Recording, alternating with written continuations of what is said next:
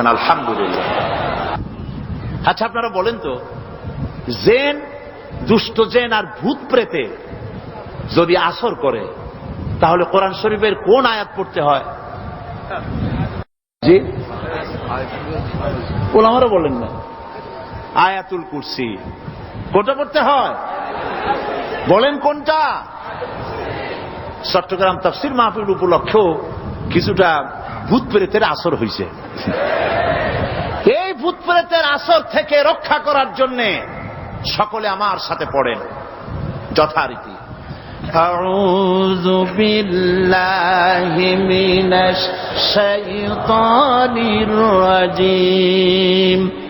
বিসমিল্লাহির রাহমানির রহিম। আল্লাহু লা ইলাহা ইল্লা হুয়াল হাইয়ুল কাইয়্যুম। লা তা'খুযুহু সিনাতুন ওয়ালা নাওম। লাহু মা ফিস সামাওয়াতি ওয়া মা ফিল আরদ। من ذا الذي يشفع عنده إلا بإذنه يعلم ما بين أيديهم وما خلفهم ولا يحيطون بشيء من علمه إلا بما شاء وسع كرسيه السماوات والأرض ولا يؤوده حفظهما وهو العلي العظيم। সাদাকাল্লাহুল আযীম। সবাই বলেন সাদাকাল্লাহুল আযীম। আয়াতুল কুরসি। আগে এটার অর্থ করে নেই। আল্লাহু লা ইলাহা ইল্লা হুয়াল হাইয়ুল কাইয়্যুম। আল্লাহ হচ্ছেন তিনি যিনি ছাড়া কোনো ইলাহ নাই, যিনি সার্বভৌমত্বের একমাত্র মালিক। লা তাখুযুহু সিনাতুন ওয়ালা নাওম, যাকে ঘুম এবং তন্দ্রা স্পর্শ করে না। লাহু মা ফিস সামাওয়াতি ওয়া মা ফিল আরদ, আকাশ ও জমিনে যা কিছু আছে সবই তার। মান যাল্লাযী ইয়াশফাউ ইনদাহু ইযনিহি, কে আছে এমন যে তার কাছে সুপারিশ করতে পারে তার বিনা অনুমতিতে? মা বাইনা আইদিহিম ইয়ালামু মা বাইনা আইদিহিম ওয়া মা খালফাহুম, তিনি সবার অগ্র পশ্চাৎ এর সব কিছুর খবর রাখেন।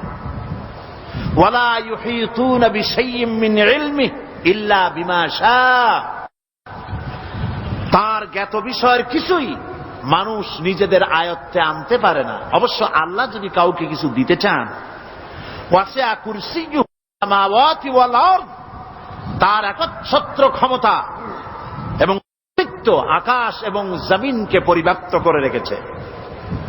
ওয়ালা ইয়াউদুহু হিফযুহুমা ওয়া হুয়াল আলিয়্যুল আযীম, আর আকাশ এবং পৃথিবীর রক্ষণাবেক্ষণ করতে গিয়ে আল্লাহ পাক মোটেই ক্লান্তি বোধ করেন না। আর তিনি হচ্ছেন এক মহান শ্রেষ্ঠতম সত্তা। বলি সাদাকাল্লাহুল আযীম। আয়াতুল কুরসি, এই আয়াতটি আয়াতুল কুরসি হিসেবে পরিচিত। কি নামে পরিচিত? আয়াতুল কুরসি। এখানে মহান আল্লাহ পাকের এমন সব পূর্ণাঙ্গ পরিচিতি পেশ করা হয়েছে যার নজির গোটা কোরআন শরীফে নাই। সুবহানাল্লাহ। তাই হাদিস শরীফে এই আয়াতটিকে শ্রেষ্ঠ আয়াত বলা হয়েছে। কোরআন শরীফের কি আয়াত? শ্রেষ্ঠ আয়াত বলা হয়েছে। আমরা প্রত্যেকটি ফরজ নামাজের পরে এই আয়াতে কারিমা পড়ে থাকি, ঠিক কিনা বলে? আল্লাহর বলেছেন প্রত্যেক ফরজ নামাজের উপরে আয়াতুল কুরসি যে ব্যক্তি পাঠ করবে, কিয়ামতের দিন আল্লাহ রাব্বুল আলামিন ওই ব্যক্তির ব্যাপারে সিদ্ধান্ত নেবেন, আল্লাহ তাকে জান্নাত দান করে দিবেন।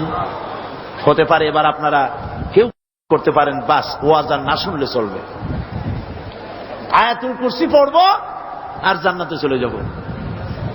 না, বিষয়টা এমন নয়। বিষয়টা হচ্ছে আয়াতুল কুরসির মধ্যে এমন কিছু কথা আছে যা বুঝে যদি পড়ে আর আমল করে আল্লাহ পাক কিয়ামতের সিদ্ধান্ত নেবেন, জান্নাত দিয়ে দিবেন। সুবহানাল্লাহ, বলেন সুবহানাল্লাহ। এর কারণ হলো আয়াতুল কুরসির মধ্যে আল্লাহ পাক সার্বভৌমত্বের কথা বলেছেন। আজ আমরা স্লোগান দেই সব সমস্যার সমাধান। ও মাশাআল্লাহ, চট্টগ্রামের সবাই বোধহয় এই পরিচিত স্লোগানটা জানেন না। জবাব তা আপনারা জবাব দিতে পারলেন না কেন? সব সমস্যার সমাধান দেন স্লোগান আপনারাই।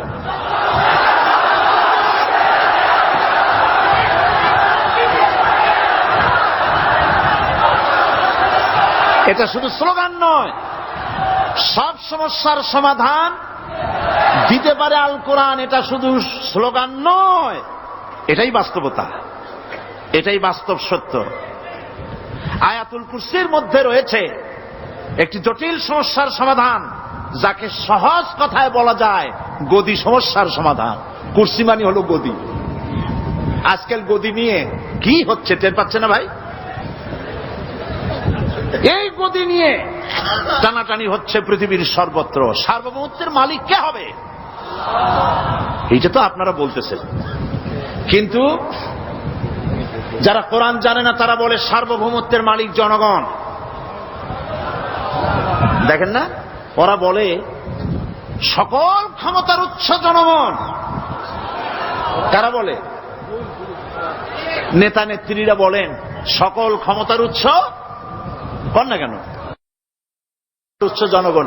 এই কথাটা হলো আসলে ভোটারদেরকে পাম্পট্টি দেওয়া, আপনাদেরকে ফুলাইয়া ডানলপ টায়ার বানায়। আপনারা খুব খুশি হবেন সমস্ত ক্ষমতার উৎস তাহলে আমরা। আরে বাবারা, তোমরা সকল ক্ষমতার উৎস যার পেট ভরা ময়লা, নাকের মধ্যে ছাতা, দাঁতে ছাতা, তুমি হবা সকল ক্ষমতার উৎস। আহা, ক্ষমতার ঠেলায় একটা সাপ দেখলে ভয়তে চিত হয়ে পড়ো, সাইকেলের টায়ার বাস্ট হইলে হার্ট ফেল করে। সকল ক্ষমতার উৎস, সকল ক্ষমতার উৎস জনগণ। এই কথা বলা কবিরা গুনাহ, এই কথা বিশ্বাস করা হারাম, এই কথা বিশ্বাস করা শিরক। কারণ সকল ক্ষমতার উৎস জনগণ এ কথা যদি বলা হয় তাহলে কোরআনে কারীমের সাথে কন্ট্রাডিকশন হয়, সাংঘর্ষিক। আল্লাহ পাক কি বলেছেন? আল্লাহ পাক বলেছেন আন্নাল কুওয়াতা লিল্লাহি জামিআ। বলেন আন্নাল কুওয়াতা লিল্লাহি জামিআ। আমার আল্লাহ রাব্বুল আলামিন বলেন, জেনে রাখো নিঃসন্দেহে সকল ক্ষমতার উৎস কেবলমাত্র আল্লাহ রাব্বুল আলামিন। সকল ক্ষমতার উৎস কে? জোরে বলেন আল্লাহ, আল্লাহ, আল্লাহ। তিনি একমাত্র সকল ক্ষমতার উৎস। কোরআন আয়াতুল কুরসি আল্লাহ কোরআনে নাজিল করে সার্বভৌমত্বের মালিক কে হবে সমস্যার সমাধান করে দিলেন। রাসূল করিম সাল্লাল্লাহু আলাইহি ওয়াসাল্লাম মানুষের সার্বভৌমত্ব খতম করে মদিনায় আল্লাহর সার্বভৌমত্ব কায়েম করে তিনি একটি রাষ্ট্র কায়েম করলেন। মদিনার রাষ্ট্রের সার্বভৌমত্বের মালিক কে ছিলেন?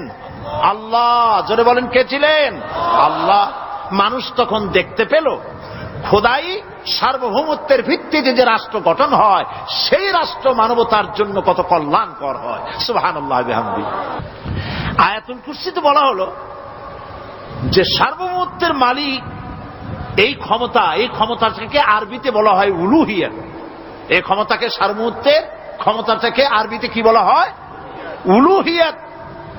আর যার হাতে এই ক্ষমতাটা থাকে তাহলে বলে ইলাহ, তাকে কি বলা হয়?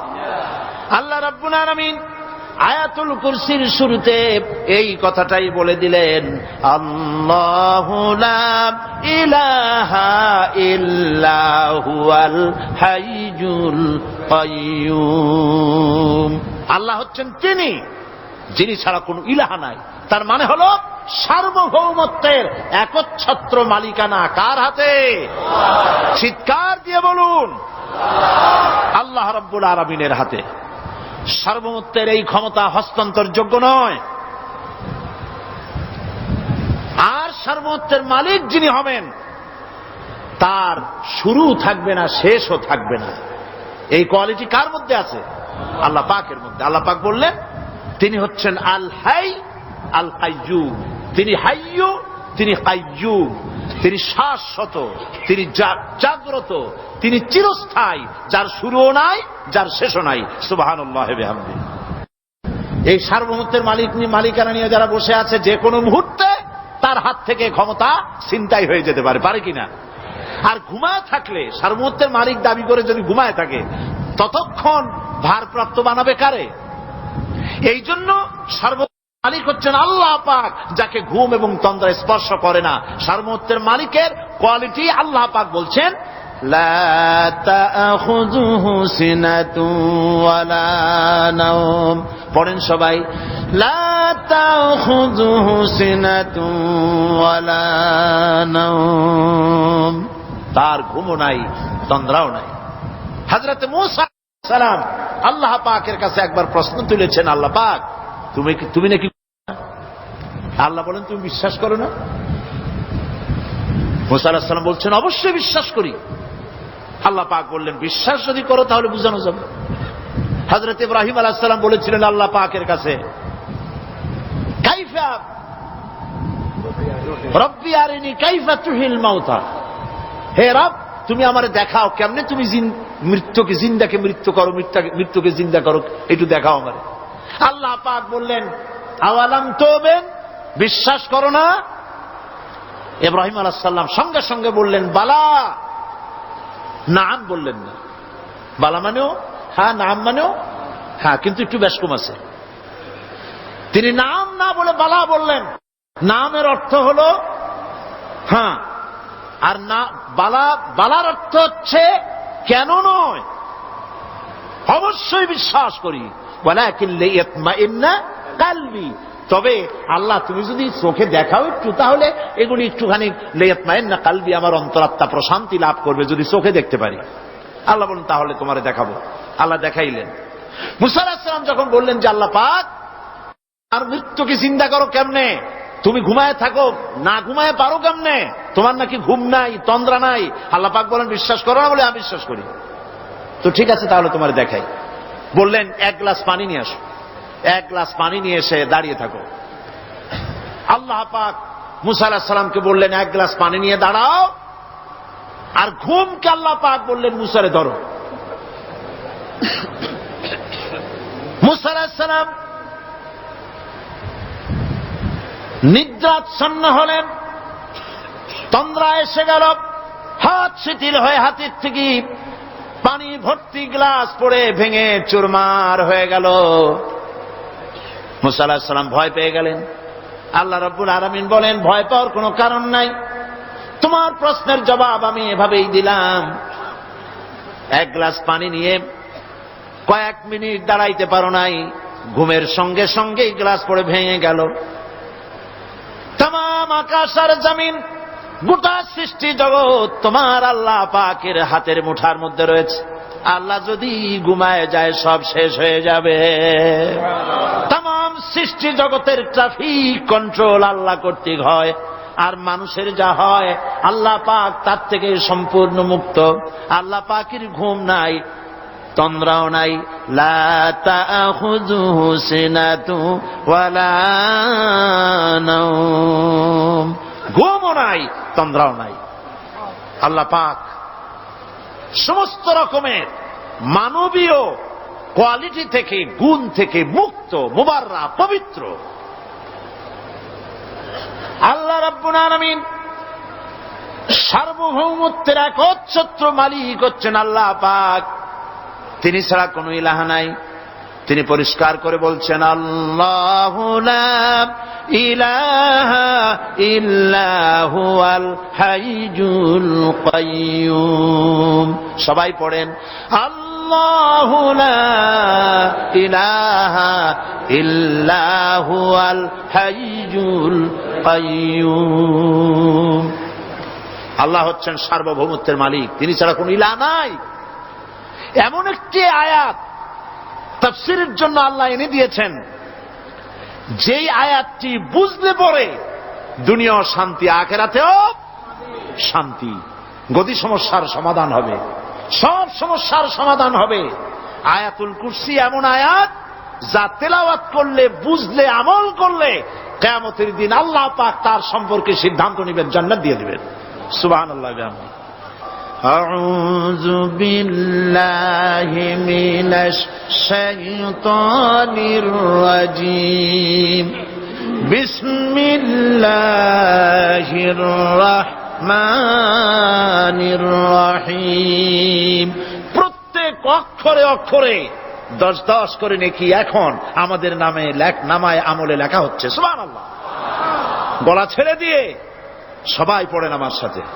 আল্লাহু লা ইলাহা ইল্লা হুয়াল হাইয়ুল কাইয়্যুম লা তাখুযুহু সিনাতুন ওয়ালা নাওম লাহু মা ফিস সামাওয়াতি ওয়া মা ফিল আরদ মান যাল্লাযী ইয়াশফা'ু 'ইনদাহু ইল্লা বিইذনিহি ইয়া'লামু মা বাইনা আইদিহিম ওয়া মা খালফাহুম ولا يحيطون بشيء من علمه إلا بما شاء وسع كرسيه السماوات والأرض ولا يؤوده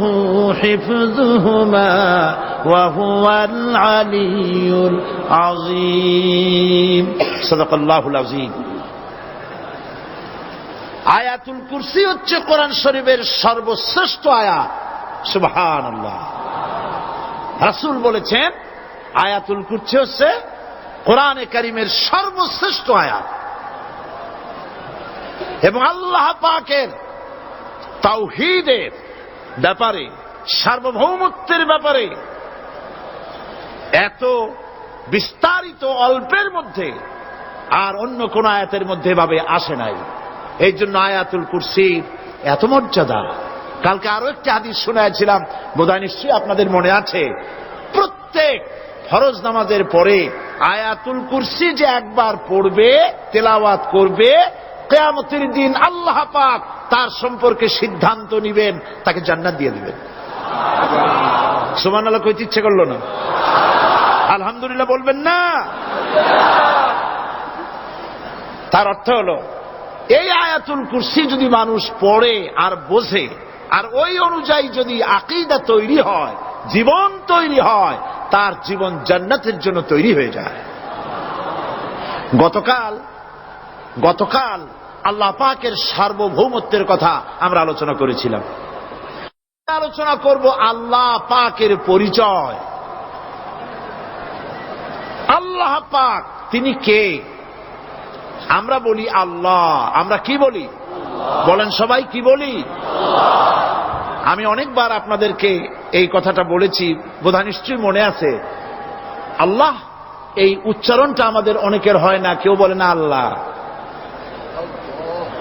আল্লাহ পাকের উচ্চারণটা হচ্ছে, আল্লাহ পাকের নাম উচ্চারণ হচ্ছে আল্লাহ।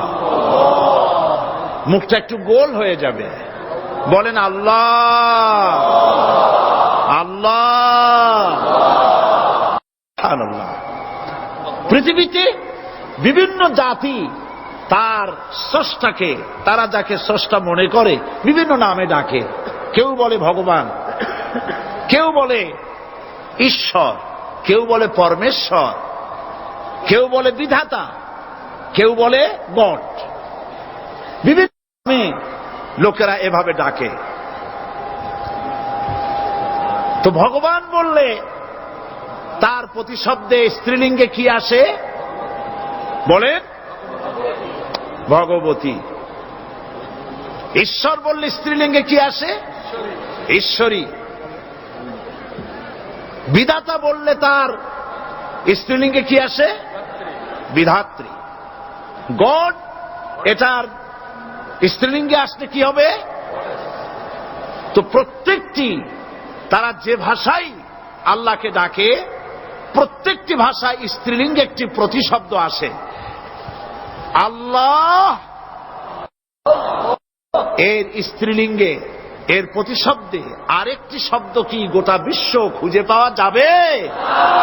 জোরে বলেন, যাবে? যাবে না। এবং অন্যান্য নামগুলি সন্ধি বিচ্ছেদ করলে অর্থই হবে না। গড, এটাকে যদি উল্টায়া বলা হয় তাহলে কি হয়ে যাবে? এবার দেখুন, আল্লাহ এই নাম, আল্লাহর পরিচয় কি? যদি বলা হয় যে আল্লাহর পরিচয় কি, শুধু আল্লাহ দিয়ে আল্লাহকে চেনা যাবে, আল্লাহকে চেনা যাবে। আল্লাহ রাব্বুল আলামিন বলছেন, আল্লাহু লা ইলাহা ইল্লা হুয়াল হাইয়ুল কাইয়্যুম। আল্লাহ হচ্ছেন তিনি যিনি ছাড়া কোন ইলাহ নাই, মাবুদ নাই, উপাস্য নাই। সুবহানাল্লাহ। এখন আল্লাহর যদি প্রথম একটা অক্ষর আলিফ ছেড়ে দেওয়া হয় তাহলে থাকবে কি? লিল্লাহ। এই লিল্লাহ দিয়েও কেউ যদি আল্লাহর পরিচয় পেতে চায় তাহলে পেয়ে যাবে। আল্লাহ রাব্বুল আলামিন কোরআনে কারীমের ভিতরে শুধু লিল্লাহ দিয়েও আল্লাহকে চেনার ব্যবস্থা করেছেন। লিল্লাহি মা ফিস সামাওয়াতি ওয়া মা ফিল আরদ। আকাশ এবং জমিনের সার্বভৌমত্বের একচ্ছত্র মালিকানা কার? আল্লাহ পাকের। এখন লিল্লাহ থেকে একটা লাম ছেড়ে দেন, কি থাকবে? লাহু। এই লাহু দিয়েও আল্লাহর পরিচয় পাওয়া যাবে, যাবে না? কোরআন বলছে, লাহু মাকালিদুস সামাওয়াতি ওয়াল আরদি ইউবসিতুর রিজকা লিমান ইয়াশা। আকাশ এবং জমিনের